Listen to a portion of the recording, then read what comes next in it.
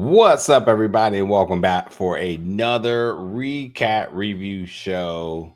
Where tonight, your friends at Big Opel Media, we are tackling episode 406 of BMF Bad Religion.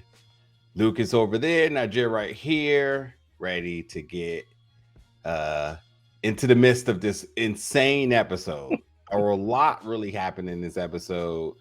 And this is a 6 episode of a 8 episode season, I believe it is. Is that correct, or is it 10? Actually, let's take a look at that. Gotta be 10. Let's take a quick look at that. Let me be politically correct here. I think we have 8 is what I'm showing as of right now. That would be insane. Yeah, I think we have 8. Have they ever done an 8 episodes season? Yeah, I'm showing 8 episodes, but yeah, nonetheless, 6. This is an incredible episode, if you ask me.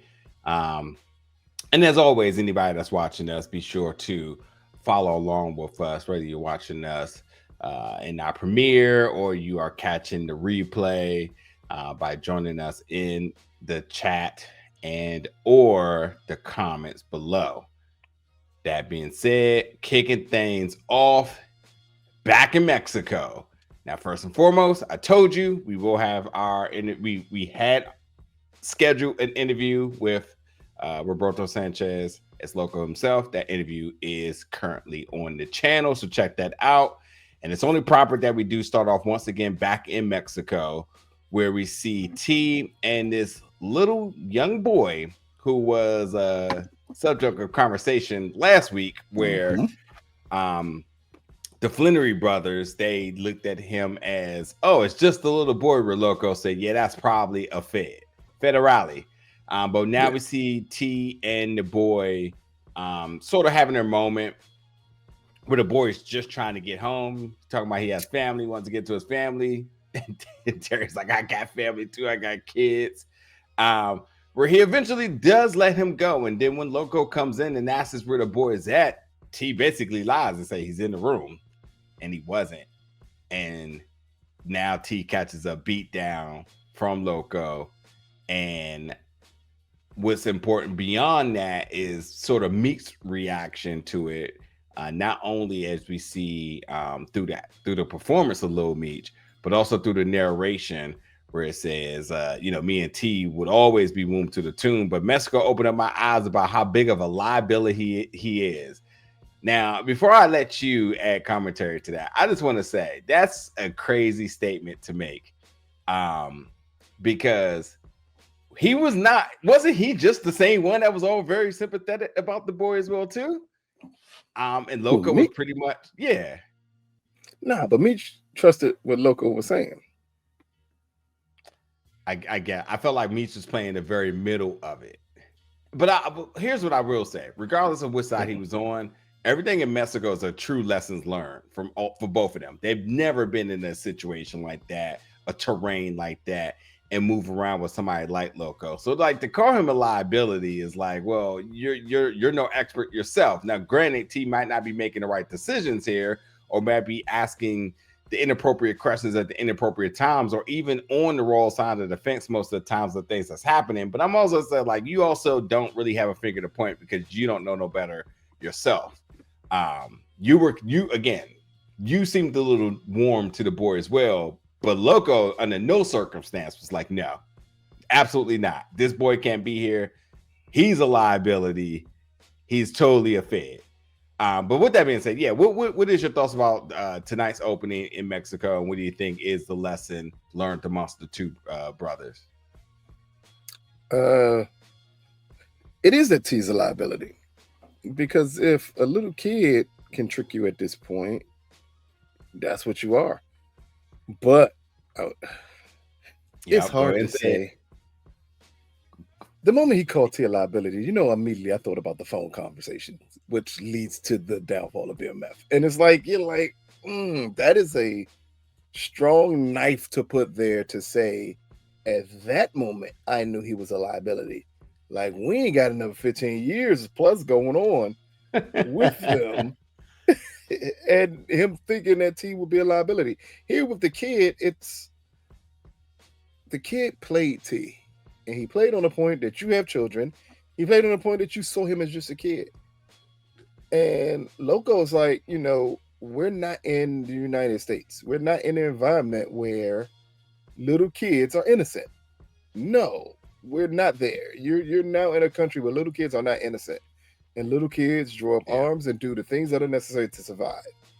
And that's what Loco issue was, that this kid was doing was necessary to survive here. Which is also weird because Terry's been around kids like this in Detroit. And it ain't clicked to him like, well, maybe Loco could be right. But we also got to realize it's a personal thing with him and Loco. It is. T doesn't trust Loco at all. So he's not going to trust Loco saying this kid is someone bad.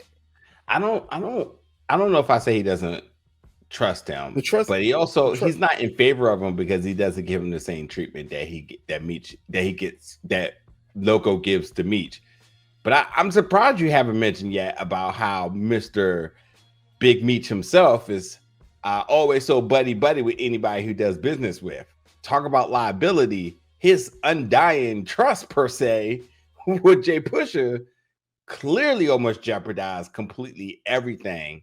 The tons that was sent to St. Louis because he had did business with this person one time, who all it took was for him one time to backstab him. And if it wasn't for Loco, who was a real one. I'm about to say, I think that's the key part, though, is that Loco's already identified the threat. And Terry's the one who decided that Loco didn't know what he was talking about, and he just wants to kill a kid. I think Meech is a trust factor with him. If someone else who he trusts can identify the threat, Meech is going to go along with them. Because he's going to question, why do you think that person's a threat? And then it puts alarms up in him. But with T, I would say it is a situation not liking with Loco, because it's not that Loco treats Meech differently. It's because Loco sees something different in Meech. And Terry's not picking up on that at all. I don't think he sees anything in Terry that will make him say he's someone who can do this. And, as this episode progresses, it's a lot of questions you should have about Terry moving forward. Because clearly he has trust issues. And that liability angle is going to play up on another character too that Terry put trust in, and now we realize he shouldn't have. Yeah, didn't see that coming. Yeah, let's go through the episode now. We got T and Hoop, where in this scene we basically getting information about where the finances stand. Now he says like they're broke because of doing everything they had to do to secure Purdy, only for her to be in the hospital. But he has a solution where we see Sean, who comes in from St. Louis, who's going to help with the Pusher problem. And what's going to end up happening, basically, to kind of summarize this up, is that they're looking to take Pusher off the table to put somebody else in order to work out the business deals to garner the real trust. So with that being said, it's like, listen, Pusher's going to be taken out. You're going to be pushed in. Did he make this man sign a contract? I swear, it sounded like it almost felt like he made him sign a 360 deal. So when you go on the road with us too, we get a piece of that also. Like excuse me, this is Terry trying to play the big boss, and it is. It never works out well for Terry so far. Yeah. But also at the same time too, and what's really interesting as the viewers here is, at least for me, sometimes you forget about the lack of information other characters know because the viewers were gaining it all in real time. So when Sean mentioned that, once y'all came to the loo and y'all left, Pusher made a play on the plug, and T was shocked. And I was like, oh, he doesn't know. Meech knows what happened. Yep. But it's very clear that we're seeing the two brothers are withholding information from each other, obviously in different cities, and obtaining the information at different times. So the reactions are different, not only towards whatever the situation or information is, but also to each other for not telling them the information. So after that, of course, Hoop wants to know, how did he find out about Loco? And then he says, you got to call Meech. T says, I'm not talking to Meech. I'm calling the shots now. And then he takes that information he got from Sean to give to B Mickey, so B Mickey can go to the loo and do what he got to do. Now we go right to the loo and we see B Mickey writing his wedding vows, but also on the top of a building. I was trying to figure out who I wanted to say he was. I was thinking of a couple of different characters here. In terms of him sitting up there like a sniper. Now, I think it was very easy to predict what this next scene was going to be. Was that he was going to put Jay Pusher in the scope and he was going to execute the kill. Now, one thing we do know about B Mickey, he is a shooter, and I'm glad they addressed this, because I was about to say, no way. This dude has been established as a shooter for now 4 seasons, and he took 1 season off. And he gets up there, and he takes the shot, and that's all we know, because they cut the screen face to black, and then we go to the next scene now, where we get Charles and Nicole, where we see Charles just in a very slumber mood, and Nicole is trying to help her pops, but he's just sitting there. He's down. He's damn near depressed, taking his meds, and obviously because of everything in his life, it's just crumbling down. But I do think the one thing to understand in this is that despite the arguments, the disagreements, the jabs, all the other things that's happened between this family, that when it does come down to those very important moments, that they do their best to stick with one another. And Nicole, who hasn't been short for words for Lucille, I wouldn't necessarily say there's been anything towards Charles per se. But even with her being big bad and grown, she took a moment to ensure her dad was okay. But with him being in the mood he is, he kind of brushed it to the side for right now. But next we get T, Hoop, and B Mickey. And B Mickey talking about he missed because a siren went off and it threw him off. I don't know if there's anything else to really make it this scene besides B Mickey saying, like, listen, man, you gave me the money to to basically take care of my daughter, get her surgery. However you want to look at it, you got an invite to the wedding. You'll always be family. But we do know now war is coming to St. Louis because he missed. But Jay Pusher is aware that somebody took a shot at him, and things are just ramping up. Not only from the unidentified shooter, but from this other group of extremist Islamic people. Is the way I'll put it for right now. I'm mad that you described them as extremists. Nigga. Out of all things to describe these people. Well.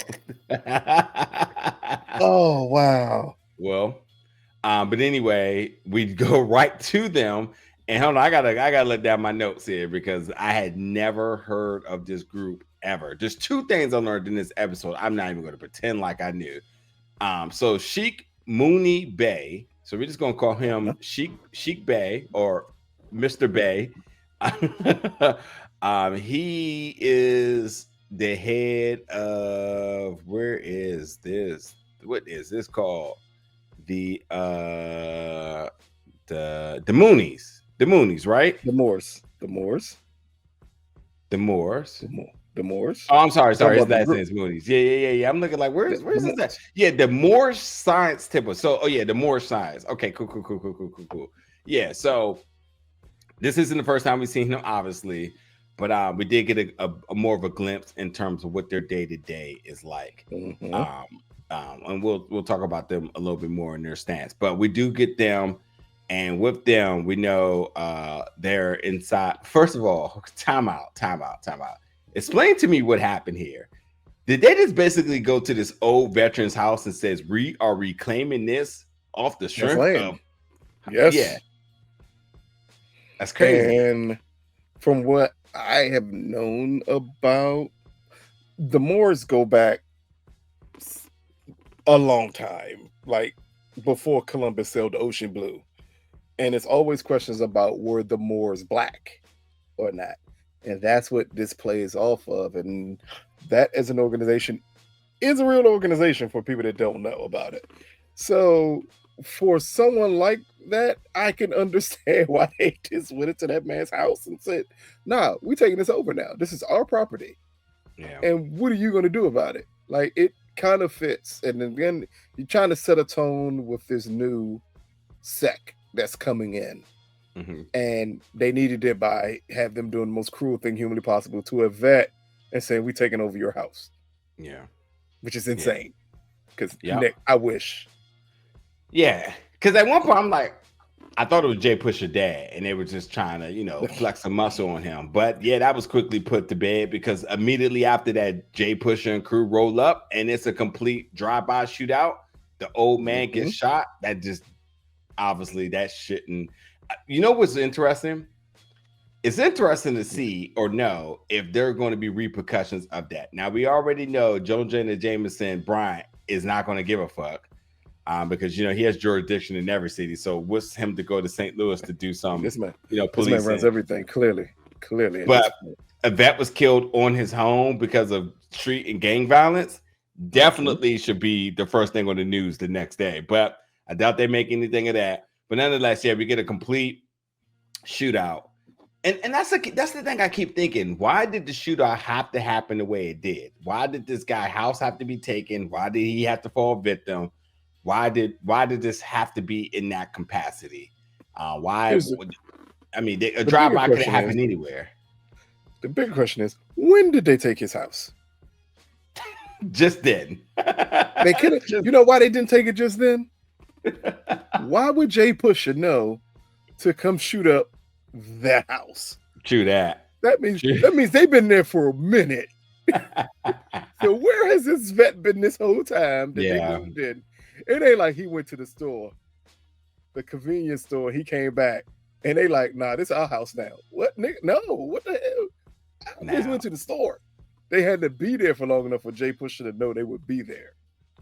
And I just know somebody's in the comments gonna be like, "Don't you remember this from season 1?" Like, bro, they weren't in St. Louis in season 1, but whatever it may be, and whatever we may be overlooking here, I guess let us know. But yeah, big questions on that. But anyway, we go back to the next scene. We go to Purdy, who's in the hospital. Meech is there to see her. That's Purdy. Purdy. Did I say Purdy? No, you said it right. I had to say she alive. Yeah. Purdy's alive, doing well. Just catching up with her, finding out that the Lewis hot. And then after that, Meech going over everything with everybody, explaining that the Lewis hot. But also, Pusher is not the only king in the Lewis, so it looks like he's ready to make a play, and he's talking about killing 2 birds, 1 stone. And it was why he's talking to you. And he says, like, we got to get. Oh, I'm sorry, he's talking to He's not talking to T. He's talking to I can't think of his name. Duffy. Yeah. Not Duffy. Duffy's in jail. I said the little dude who replaced Duffy. Yeah. But nonetheless, Meech ain't gonna be the one to make this happen in terms of getting the weight out the warehouse. Sterile, from everybody knows Sterile, PA. He's gonna go out there and do his part. So obviously, Meech is getting ready to set up a play. Now, Lucille and her cousin Estelle, they getting excited all about B. Mickey's wedding and everything Lucille has planned. But the phone start ringing, and Lucille says, "Don't answer that. That's the bill collectors calling. Bills are adding up." We also found out that Nicole's credit card had been maxed out. This wouldn't be the first time. Yeah. It's like, where at Sears was she paying, like, for groceries or household bills? Because she bought a dress last time. Yeah. So now she done took Nicole's credit card, just like, again, back in the day, but parents, Joe. So Lucille out this joint just ruining. Mm-hmm. She's just ruining Nicole. She got Nicole with 4 Capital One credit cards. Like, life is over now. Yeah, this is yeah. But also too, we find the questions about what the finances, and the debt piling up. Well, what about Charles? And Charles, can he get workers' comp? Well, maybe, but it's going to take some time. as they're just trying to explore options to bringing in some income. Now we get T and Hoop, and now they also giving their perspective about how the war is making it difficult for them to pick back up the work from St. Louis, which means that the business and distribution now in Detroit is difficult. Yeah. And as they explained, that Meech is having the same problem in Atlanta, or they imagine he's having the same problem in Atlanta. Yeah. Now T does make the call now to talk to Meech, and he's trying to check on everyone and everything, asking about Purdy. But honestly, Meech ain't really trying to talk. He's being very short, but yet cold to him. Mm-hmm. The conflict from the brother continues. What were you going to say about this scene? No, nothing about this one. This bleeds into another scene. Besides Lucille being evil, I take every opportunity now to talk about that Lucille is the villain of BMF. And this is just like part of her origin story of when she becomes that said villain of BMF, because this is ridiculous at this point. Like, they pour, and then you make it still pissed at Charles for getting hurt like it was he did it purposely. And he up here with a broken hand. It's like, it's bad. He sleep with one chocolate fat thing, and Lucille just wants his life to be over at this point. Yeah. And that's a bizarre statement considering what all happens in this episode, because it is nothing but the truth. She goes off the rails. Yeah. This episode, she must have been the Joker. So now we get Detective Bryant and Duffy, who we know Bryant has been waiting for this. He got his guy, well, not really his guy, but he's one step closer to his guy, and he's in there asking for information on Meech. And Duffy isn't having it, only for them to bring in his dad, Cornell, who's played by Rockmond Dunbar, by the way. And this is the father-son rekindling moment where they haven't seen each other in forever. The dad is serving significant time, and Duffy's looking at some too. His dad's also sick, so it just heightens the importance of this moment, because it is clear beyond the father's time, health-wise, he doesn't have a lot of time. And there's really a lot to be made of this. So I'm going to summarize it just to give you some time to talk about your reflections on this. But Pops is basically saying, like, I don't know if he's basically saying you ain't about this life, or simply put, you don't want this life, because in here it's cruel as bad. There's no getting out. And for everything that I've missed from being in here, I don't want that for you. I want better for my son. Cooperate with them, and so that you have something to look forward to when you get out, and are you really going to do all this for Meech? He says he wants his son to have a chance, and with that, you have to cooperate with them.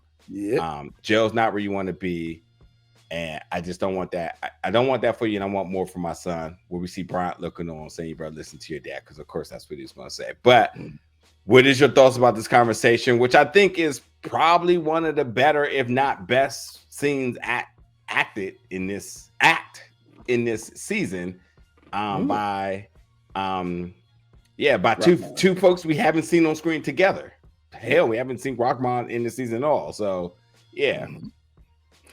I felt listening to this whole conversation like they made a deal with the father. All I kept on thinking. Because if I'm going out and I know who my son is, you know what I'm not trying to do? Have you go to prison and be labeled a snitch. Yeah. And just say, because you get out, you go home. He sounded like a cop. He did. I would expect cops to say that to you. Everything you're saying, I would expect a cop to say that to you. Not your father who understands the game that you're in. That made no sense to me. And I'm like, oh, shucks. I'm hoping he doesn't fall for the crocodile tears and every way it's set up, and Bryant throwing Spider-Man pitches at him. Bring me Spider-Man. Like he threw the pictures at him, like I got him right here. Like all of that together, it just felt like a setup for Duffy. And at this point, you were really wondering, would he break? And then he brought his dad hugging him. Did his dad just flip the conversation? It's like, man, I don't want you to have this life. But you had no issue with me having a life when I was making money? Like, what? How do you want this to be done here? So I'm thinking the dad signed a deal and he possibly confirmed that he could flip his son out of love to try to get him. Because other than that, it makes no sense. If I'm terminally ill and in jail, you know what I'm not going to do? Go to my son so he can be labeled a snitch. Because at that point, you're not safe anywhere. Yeah. At least you're safe in jail. Yeah. Yeah. Well, as you mentioned, Brian was sitting back behind the double-sided mirror, and I want Spider-Man!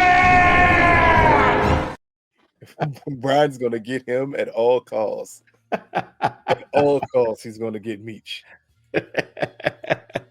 So this is how the hell? Well, no, they took Duffy back to Detroit. Yeah, they did. First thing they mentioned. Yeah. Finally, and they did say that they have him on killing an innocent man. Now, it's only going to be interesting to see if they continue that storyline or if that's really truly the end of Duffy's story. Hey, Cameron said he appeared to stand 10 toes down on loyalty. You just die every day, B. Like you can't. That ain't something they're stressing over. But it is good to see Bryant back in Detroit doing actual police work for the people who pay him, and not in Atlanta doing police work. It's really good to see him back there. Yeah. All right, now we get B Mickey's wedding. Charles is there, and this is B Mickey talking about his true goal is just wanting to be happy, and Charles making a little joke about let me help you out with my good hand. Made me think about Scary Movie. Yeah. Let me help you with my strong hand. But then Lucille calls the boys in and says it's time, and Charles says he's proud of him. Now, I, thinking back, realized that B Mickey and everything that happens at the end of this episode, we'll talk about when we get there. But I wonder if his relationship with Charles is going to play a factor in terms of his execution, or for him to reel back whatever he was ultimately trying to do. Wonder if his relationship with Charles will play a good part in this at all. I don't know if it's a relationship with Charles, or unless Charles was the means to an end. Because they make it sound like they made a lot of chess moves to get to a certain point. It did, and I definitely feel like by that, it definitely feels like it's beyond the point of Charles intervening. But I that's what I'm saying. The whole relationship with Charles has been something highlighted this entire season, and I'm just wondering how does it play a part? I doubt they let it fizzle out into like nothing. It has to be amounting to something. Has it been highlighted because that was his way in? Did B Mickey see the way into the brothers and back in their good graces is through the parents? Maybe, but I don't think Meech cared because Meech hasn't been there. Yeah, but I think Meech is a different Meech because he's the Messiah now, so he's really confused about what's going on here.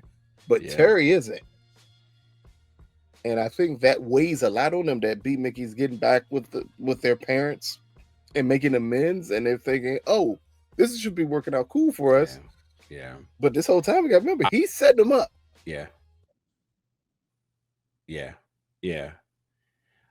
I'm really curious to talk about the B Mickey stuff to more extent. We'll get there in a minute, but we get back to St. Louis now, and Kia is back, played by the fabulous. What you guys? No. I want you to finish this one. Go ahead. What? Go ahead. You're not digging Sweetie being here? The pining over it was all I was waiting for.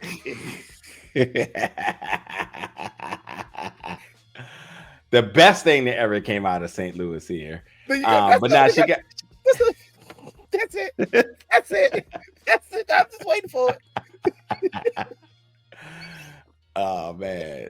Stay tuned. You know how all these artists are reenacting songs? Just wait till y'all see me and her reenact Dilemma.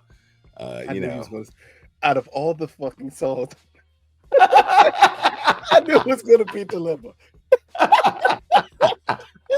Yeah, when I pull out that sidekick and send her a text, just know. On the Excel spreadsheet. Yeah. Hey, look here. She remade "Is It the Way" by Jill Scott into a song that shouldn't be listened by too many people, but like it's possible. You never know. Like, Yeah, this is a real interesting callback and an important one. So that's what made it. But I already knew the moment you said you used magnanimous. I swear I heard you say magnanimous, and I was like, oh yeah, this boy about to go off here. But it's for Sweetie. I understand. yeah. Because if Cash Doll ever come back, our whole episode gonna be about her. I ain't talking about nobody else. Yeah. Be clear, she's from Cali, but like, you know, for the sake of the show, she's from Duluth. But yeah, she's now a boss now. She got her own crew. And she said that Jimmy, who I assume she's talking about Jay Pusher, vouched for her, put her on, and that's how she came up. But we see Meech is trying to implement his plan now. Mm-hmm. Really, it is about setting peace amongst the different pockets, the different boroughs per se, the Lou, and needs Kia to make an introduction to what we see later in order to get this conversation going. But anyway, we go to back to the wedding where we get the first dance now, and Lucille is singing, and man, this is the shade of all shades here, because Terry goes straight to his pops and said, man, it's like you and mom are playing musical double dutch. It's like soon as you got the business, she hops right in, and Charles was pissed. He definitely I'd have backhanded him with my one hand. How dare you? But yeah, everybody's definitely surprised at Lucille's vocal talent up there. And now we get Nicole and Breeze, because Breeze is back from Atlanta. And you know, she says basically the paraphrase, don't make it hot, don't bring attention. And Nicole lets him know that she is pregnant, not make a scene. And they have a small discussion why he's also surprised, and the whole, you know, which is true, that a baby changes everything. But he vows that they're going to figure it out together. But while all this is happening, Lucille catches him in the act of grabbing her stomach, and she knew exactly what it was. And here's another scene of, oh, we forgot. The parents don't know. LaWanda knows. But about Nicole. Oh, the pregnancy part. Yeah. She talked about it. Because remember, she was going to tell Charles at the beginning. Right. I'm just saying, when Lucille was looking, I was like, why is she looking like that? I was like, oh, she doesn't know. Which is why you already knew at this very moment they were getting ready to cook up another one of them crazy scenes by the end of this episode here. But yeah, we'll get to that in a second. Now we get Meech and Sean, who Sean is the second in line in St. Louis, who they are looking to promote. But anyway, he's talking about how war is bad for business, and he says, listen, you gotta talk to Pusher and tell him to stand on business and not on blood. And Sean said how he had talked to T. And this is because what T he talked to T, and Meech didn't like that he had communication with T, and he mentioned that T was the one, real pissed that T has set up trying to take Jay Pusher off the map, off the table, off the board, and missed. And Meech is just not happy about any of this, and he says like, I run BMF. You need to put me on game. Yeah, I'm the boss. I run BMF, and you need to put me on game to everything you know before I take you out. There's more conflict between the brothers, man. Just doing things their own way, stepping on each other's toes, and reacting based on the information that they get, much like we said in the beginning. Now, now that the wedding is over and the family's cleaning up, Nicole praises her mother for her performance. Says, "Mom, your singing was really sweet." And I tell you, man, just like a black mother. Just like a black mother. Take the nicest moment. Only thing she did wrong here. The only thing she did wrong here is that she didn't take any of the words that Nicole used and flipped it back on her. It was damn close, because she should have said something like, "I'm gonna sweet your ass," something of that sort, because you know how they, always gotta have to come back by using one of your words. But she did say, "Too bad." Oh, yeah, you know what would have been crazy? And she would have said that, "Mom, your singer was really good." And then she said, "Well, you know what's really bad? It's that your ass."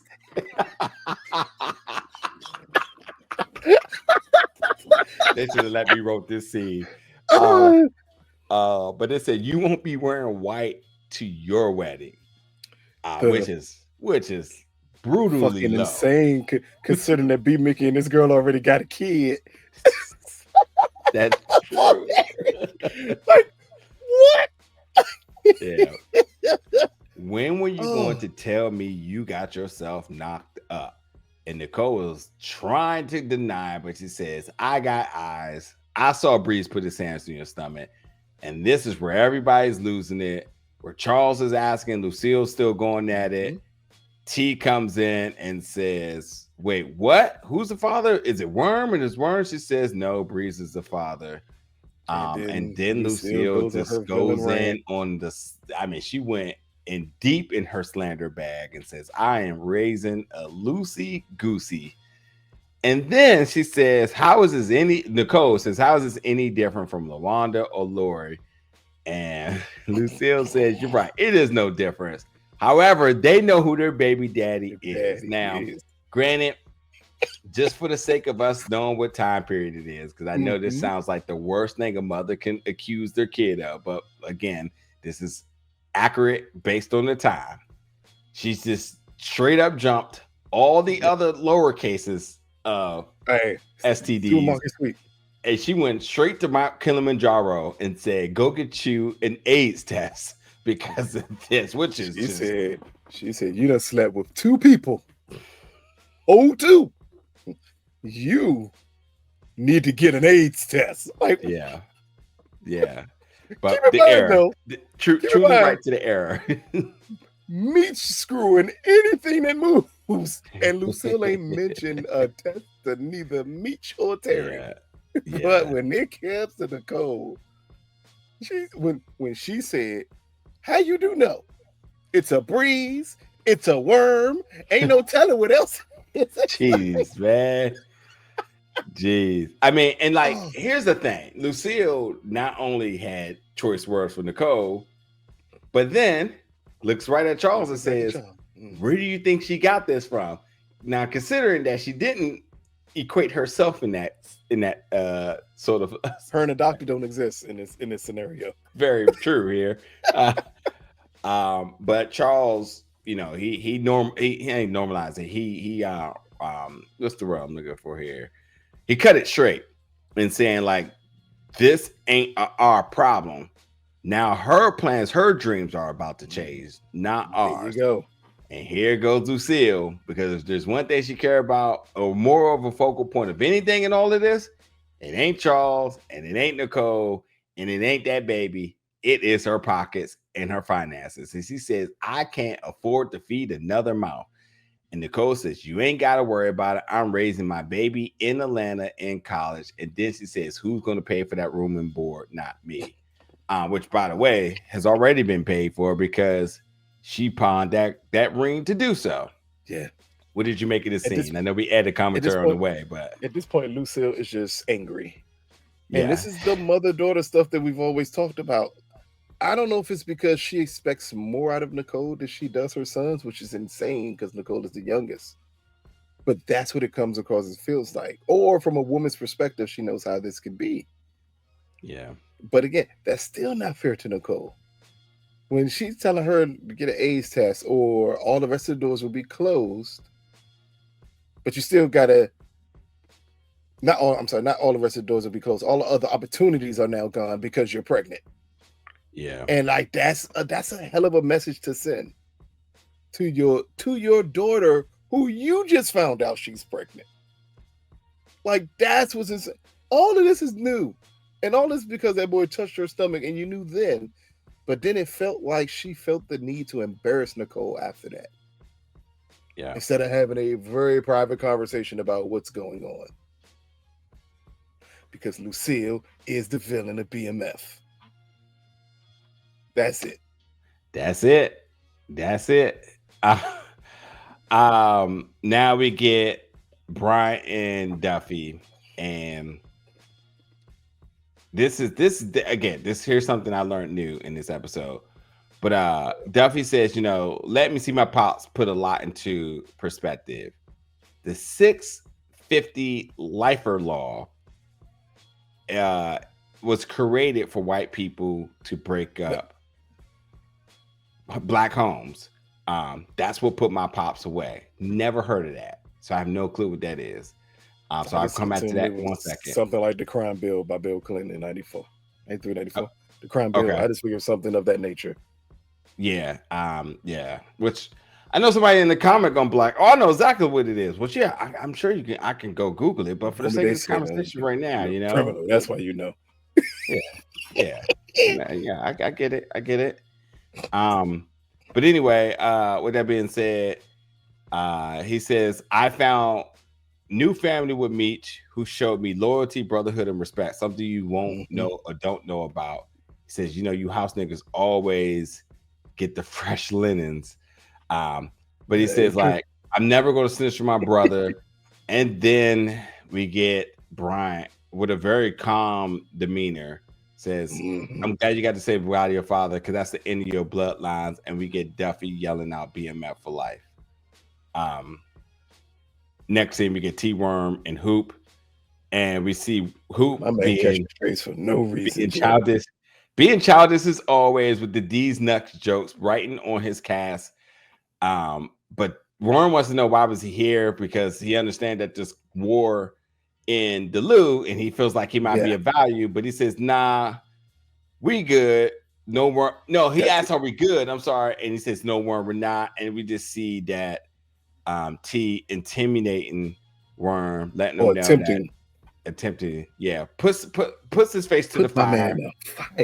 Yeah. And says, you got to treat my sister right with everything. Give her everything because of this. With him even questioning how it's mine in the midst of this. Definitely wasn't a smart thing to say there. I mean, but it's the honest question. Yeah, true. But I mean, like that's not like that. It's like if you were being interrogated by the military, the last thing you want to say is, I'm not a Russian spy. They're gonna be like, you're definitely a Russian spy, because that's what a Russian spy would say. But we also got to keep in mind, Terry just left a place where his sister literally said who she's pregnant by. And he like, nah, gotta be Worm. It felt like he just wants to fuck with Worm because Worm had sex with Nicole. Yeah, I mean, it's the brother, man. But he didn't understand. Here's the weird part though. He didn't understand how everybody was attempting to save him from the much older Marquisha. Yeah, this is true. It's how we not drawing parallels in between them two. And we got to also remember that Nicole and T aren't that far apart in age. Yeah. I think that's because he talks to her like she is 12 instead of her being 18. I mean, take age away from it. And I mean, it's true. You brought this up last week. It's because he knows this is somebody he can get over with in authority because he's having the struggle with that with Meech. And even his peers around him, because they also really respond and respect Meech when it comes down to which one they want to talk to, which one they want to answer to. So, yeah. Yep. All right, moving on really quick now. We get Kia and Meech, and they're going to see Sheik Bey She had to wrap her hair before you go in. We see him preaching. So again, this is how we get to see sort of what's going on in their day to day. And she says, like, while there are others out there, preaching peace and all this other stuff, they're on a whole other shit. And this is where we start to get information, some historical information about the Moors, the Moors Science Temple. Now we get Lucille, who's basically trying to get some benefits here. Finding out she was making $425 at Wendy's, 10 to 11,000 a year. But with this though, homegirl is trying to help her, but she says, like, Charles being on here, here's him come, it changes everything. Which led to a denial, which the lesson learned to be here is that, like, if you should have lied, because if you could have lied, because you didn't lie, you were denied. Now this is the lesson you do. This is like, homegirl said, I don't make the rules, I just follow. How many times you gotta like touch fire to realize it's hot? Yeah. Because he did this already happened. Yeah. The cousin and her had that exact conversation. You need to remove Charles from your paperwork because they're not going to give it to you if his name is on there. Yeah. And Lucille, I'm guessing she just assumed because they make nothing, clearly, because you make $4 an hour, even though that's above minimum wage for temp workers. But the point, she wasn't making anything. And her cousin told her, you need to say Charles doesn't live with you. That's the way this works for you. And she can't like gather up the strength to not include his name on anything. Yeah. I mean, she's still somewhat emotionally tied to it. It didn't blame the woman. The only way to put it. It didn't blame the woman. How dare you? You all are evil. Just like a woman. No accountability in your actions. You just running this woman who was willing to change paperwork to help you.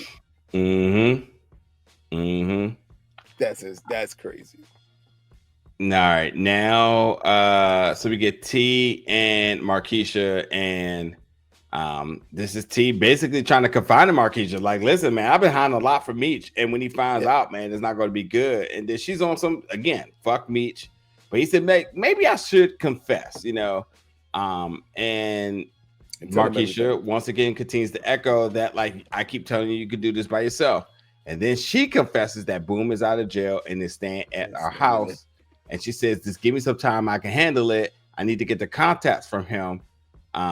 So basically, don't make any moves, which T didn't listen to at all. But we get Meech and the Sheik Bey, and he's just talking about peace, but he doesn't seem to be on board about that. But because he got to show more than just be out here trying to pitch an idea that we way beyond. Bodies are already, bullets are flying, the bodies are dropping. Yeah. So Lucille and Charles, now we see Lucille crying, who says she can't do this no more. And then she goes to Charles and says, you are the problem. And I can't get a dime with you being here. And said, since you've been hurt, all you do is mop around here about missing your fucking tour. And he says, like, I'm gonna fix this, I'm gonna do better, something like that. And she says, it's too late, it's 25, it's too late. If you really want to help, just go.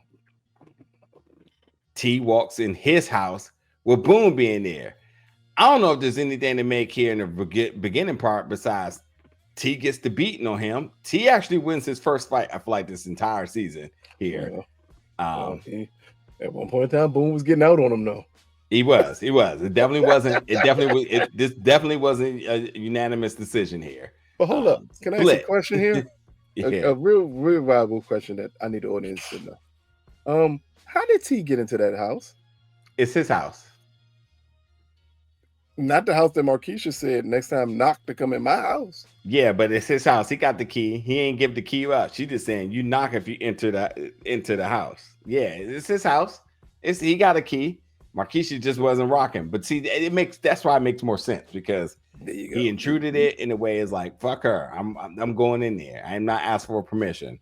But anyway, Markeisha walks in, breaks the fight, and Boom says, listen, she's playing you and she's playing me. And you already lost because that bitch will always be mine. Markeisha looks at T and said, I told you I would handle it. And mentions how Boom is still the father of one of her kids and her husband. And then he says, you know what? That's exactly why I gave LaWanda the money. She's the realest bitch I know, not your ass. Throwing it right back in Markeisha's face for something she knew nothing about. Exactly. Like that's a good point. Yeah. Yeah. He's just overly jealous. But there's nothing to be jealous about. Clearly, we've seen she doesn't want Boone at all. Yeah. But she's right. They're still married in the end. It's everything's come back to fruition. What everyone said to T. Why you marry a married woman? All this other stuff. Like, eventually, what you have isn't going to be enough to cover anything. What do you do then? And now we're in this boat where now she's back with Boone, but she's not with him at all because T was so hot-headed, he didn't want to listen to anything she was saying. But he had to throw the little jab in there. That's why I left everything with LaWanda, because she the realest bitch I know. Yeah, she left you and said, I don't want no parts of you. All right, now we can go back to St. Louis now. Jay Pusher playing his game. Meech walks in. He said, oh, look, it's the music man. Gone so long, you forgot how the game works. And says, basically, Meech says, I'm dropping y'all niggas. I had love for y'all for real, but you fucked that up. And said, don't you better not come around my family again. And Jay Pusher slams his glass on the table because he realized it's also like, didn't make. This is another one, a breakup that just doesn't make sense. Because you break up with Jay Pusher, did you just think there would be no ramifications for it? At all. Yeah, exactly. And again, maybe it was a part of his plan for him to react, but agree. This breakup definitely wasn't going to go like as some type of like very smooth. like yeah. I don't know what he was thinking there. This is clearly going to be Charles and Lucille in drug form. Like you got to know what you're getting yourself into here. Nah, that's a fact. Now we get Nicole and LaWanda and says, I don't need. Nicole said, I don't need my mom. Me and Breeze can do this. T walks in. There's really nothing to be made here besides just Nicole really come to the realization that like she's gonna do this. She really might just be really by herself. Yeah. And even with her saying she didn't need Terry did bring her home because they walked in the house together. In that she didn't want to be with nowhere near Terry. But it's weird that he's also taking shots at her. But he don't do this with himself, and he don't do it with Meech. Again, I think he's playing the big brother role. I think he's also just, somebody he knows he has a little authority over. Yeah. So I don't take it as nothing. I mean, they're shit talking each other, and this is completely harmless. Is how I look at it every time. But we get Bryant and Abe now, and Bryant is looking down, and Abe asks him like, "Hey, did the investigation hit a snag?" And he's like, "No, more like a brick wall." And then he was like, "Well, I got something for you." And he has his own pictures from Techwood, which Bryant says, "Well, being shady isn't a crime." And he was like, "Well, no, take a look at it again."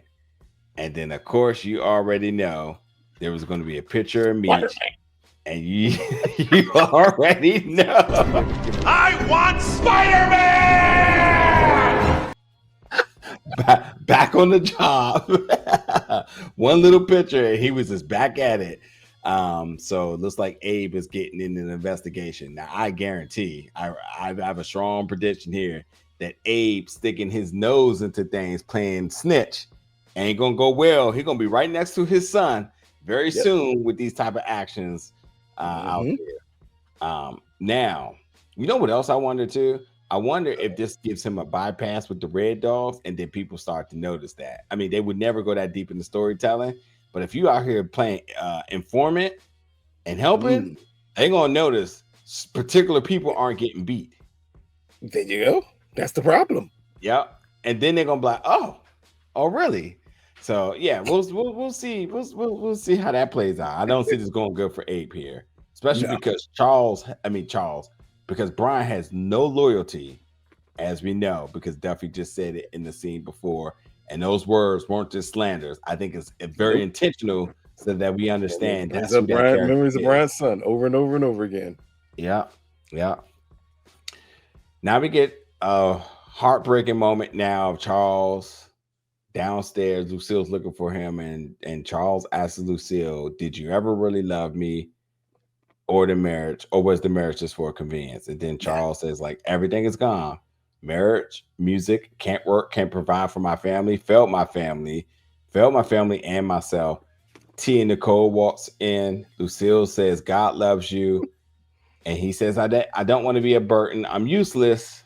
I'm not worth saving. Nicole says, "Don't talk like that, Pops. We all need you. My baby needs you." And then he says, "I don't want to live no more." And then Terry asks everybody to step aside and asks, like, "Hey, where did you put that gun that you took from me in Meech's room?" Which we know this is a soft way of them going down the line of saying he's looking to off himself here. He's looking to unalive himself. We got to ask the important question here, though. Yeah. Why does a workman's comp claim automatically mean I need to kill myself? Like, it was an extreme level from one to the next. Here of one, Lucille randomly coming downstairs because her and Charles don't sleep in the same room. So how would she even notice that he was down there? Yeah. And then he's down there, and what he's talking about don't fit them anymore. You know? Yeah. Like, it's a lot.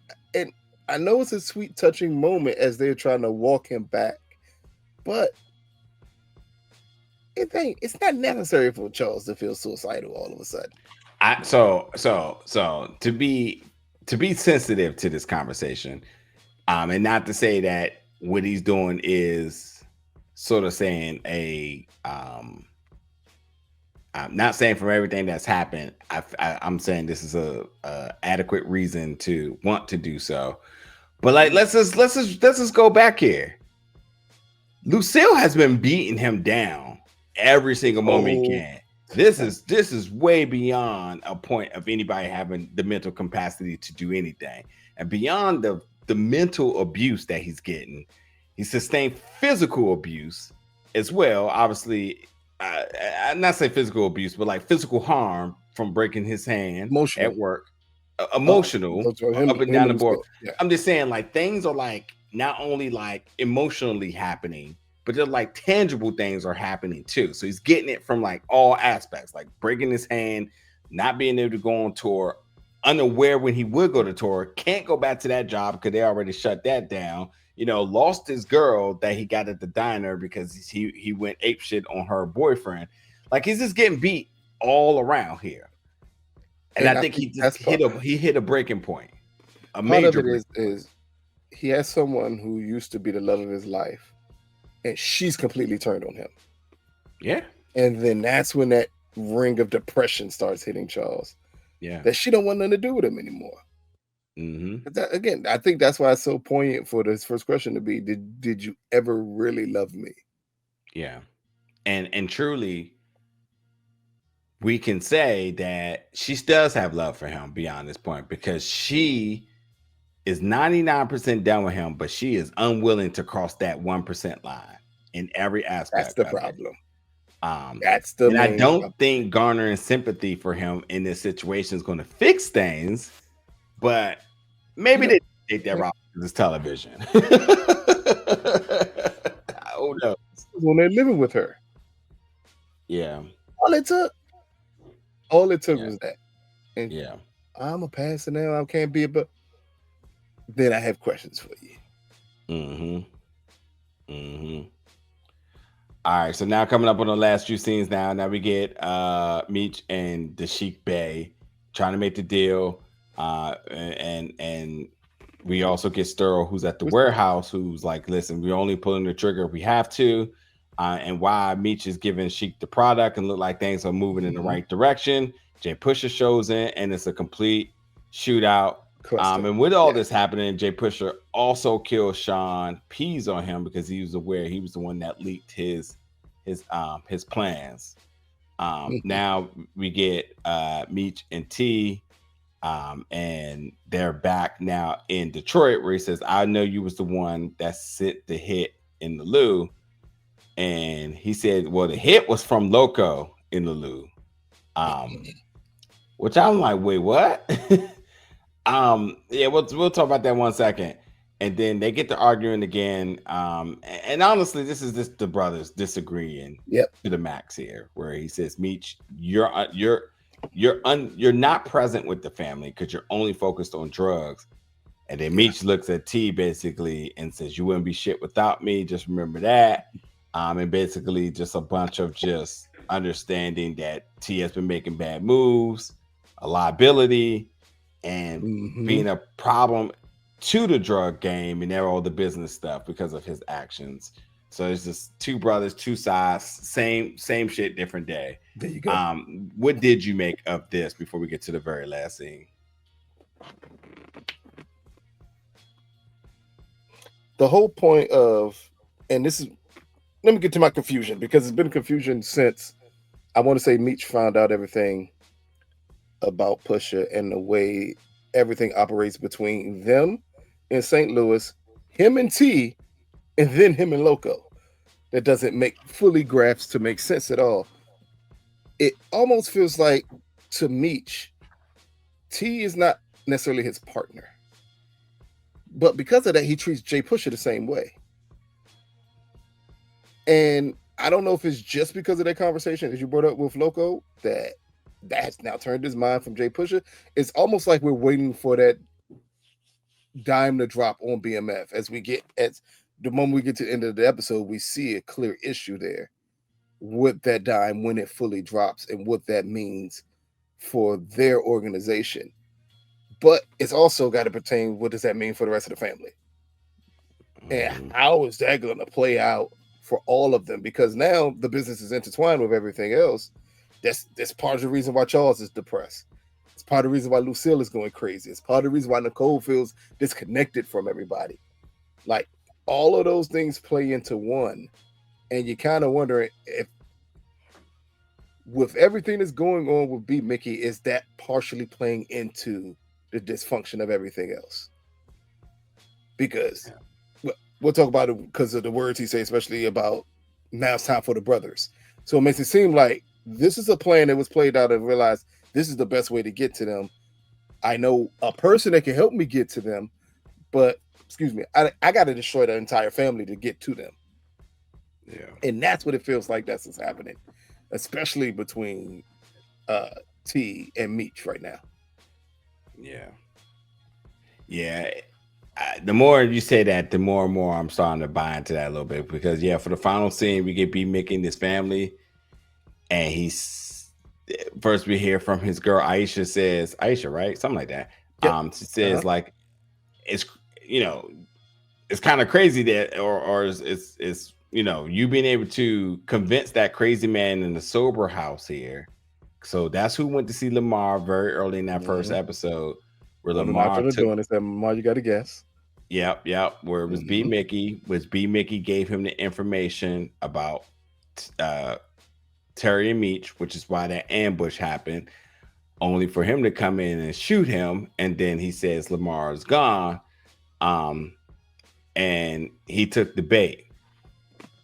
I'm not quite sure what he means by Lamar being gone, because Lamar will only be gone if Lamar doesn't get the Spider-Man treatment, but damn sure he wants it too, because it ain't the amount of money that would make Lamar leave Detroit if he was still after Meech, unless he sent Lamar to ATL, and that took him out, because in terms of him being gone. All he had to do was feed Lamar to where Meech is.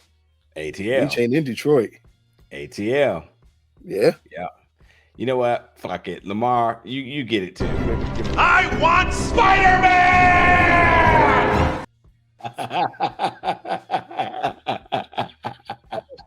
No, it's only one J Jonah, and that is like or is what's my Venom. Human Venom.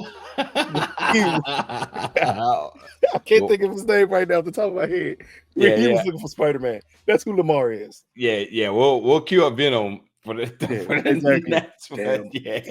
Damn Parker always ruining my life. That's too funny. But anyway, he goes down the list of everything he did in his plan. Now he says we got enough money for the surgery and more, which is the benevolent fund money from the church, and also the money from T, which is enough for the surgery and for the new life that they want to start. And then he says all that's left is the brothers here now to ensure that they never ruin us or again. So we also get the whole flashback of him taking the shot and purposely missing at Jay Pusher. So B Mickey has a plan up his sleeve, and it looks like he's going after the Flenory brothers to get what he needs. Now, I'm not totally sure what his motivation is and why this needs to happen, but I guess we stick around for the next episode to have them explain that, because all he wanted to do was be back making money.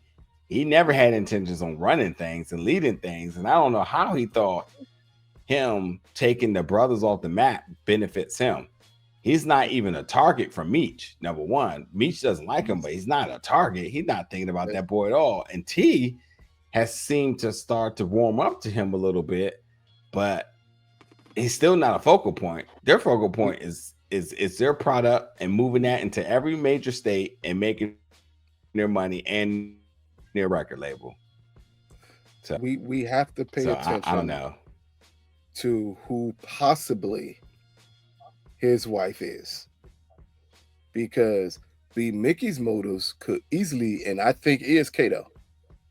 You made him kill Kato, in turn kill his child. That's his motivation right there. Okay.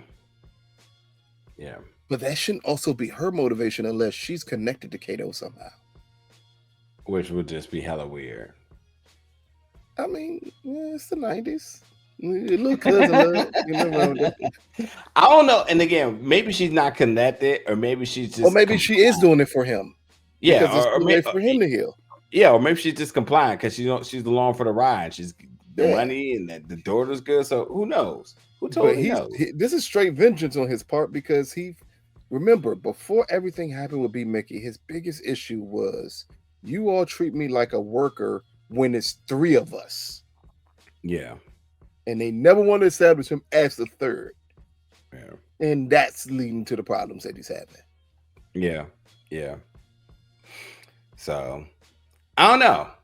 Crazy episode. A lot to make out of it. Again, we got B Mickey revealing his plans. We got total war in St. Louis. Jay Push is still on the map. Purdy and Trill is still a thing, because we got to find out how he's going to respond. Boom just got beat and got kicked out. We know he's going to seek revenge. Yep. This is a lot to remake of it. And then Markeisha and her devious plans, her lack of loyalty has also been exposed, where she doesn't really have a home to stay. Is it a lack of loyalty from Markeisha? You knew who Markeisha was when Markeisha got here. Yeah, well, we did, but he finally, I guess he's finally waking up to it. So I don't know. Is it that he's finally waking up to it, or he finally can't play both of them? And now that's the issue. Yeah. Like, you can't play LaWanda and Markeisha, because life was great when you was able to bounce them off of each other. Yeah. You giving LaWanda money, but LaWanda is very clear. We ain't together. Mm-hmm. It's for the kids. Markeisha already cut you off and say, hey, this is just business. And now you're in your feelings about her and Boone, which will make no sense. Yeah. Yeah. All right. Well, that's Terry for you.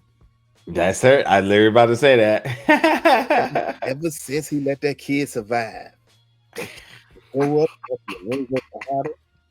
I was gonna realize everything bad about letting that kid survive. Oh man. Man. All right, y'all. Well, that's gonna do it for tonight's recap show. Y'all let us know in the comments, man. Y'all thoughts about tonight's episode, predictions for the next upcoming episode. Check out our interview with Roberto Sanchez as Loco, and more of that stuff to come in the future as we wrap up this season. But this season had a lot. So if there's anything we missed, definitely let us know in the comments below. We'll get to discussing that. We're going to see what is next for the Flenory brothers. Can they get on the same page before war hits home? Where's Lamar and where might he be popping up next as the Grim Reaper in the hearse? The Undertaker, shall I say? Especially you already know. Especially him going after Meech, and Meech doesn't have Duffy. It's a good point. It's a great point. And B. Mickey, man, he is a one-man army. Well, that can't go over good. So we're going to see how that plays out. And with him finally being able to have some measure of peace at home, is he getting ready to self-destruct that by some oddly self-motive reasons here? This is part of the peace, is their downfall. It's part of my peace. And I can't be peace. I can't have peace until they're off the board. Yeah. So we're going to see all of that and more next week's episode. So thank y'all so much for watching. We'll catch y'all back next week for more BMF coverage. Thank y'all for watching, folks. Betrayal.